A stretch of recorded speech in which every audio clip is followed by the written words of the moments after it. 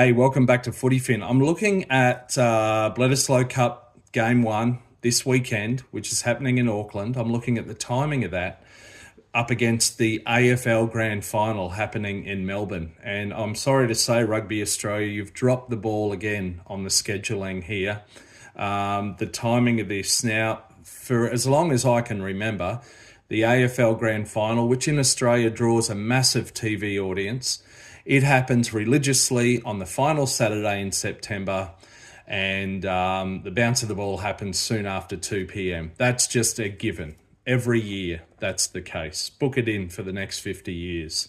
So why the hell have we got a Bledisloe Cup game kicking off about 45 minutes after that AFL Grand Final starts? Yeah, it's happening at 3 p.m. Australian Eastern Time, 5 p.m. New Zealand time.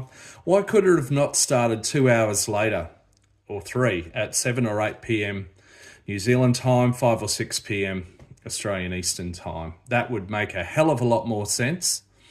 Because, as I said, this AFL Grand Final routinely gets, it's the biggest TV audience of the year every year, at least for men's football codes. It might have been eclipsed by the Matildas in the home Women's FIFA World Cup a couple of years ago, but it's a massive TV audience.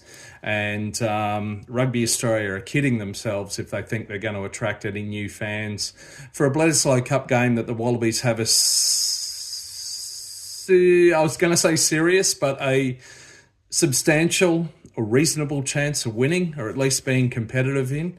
Yeah, look, Rugby Australia, you've dropped the ball on this. Maybe the scheduling was down to the host union, I don't know, but it comes down to negotiations, and yeah, poor planning on this one.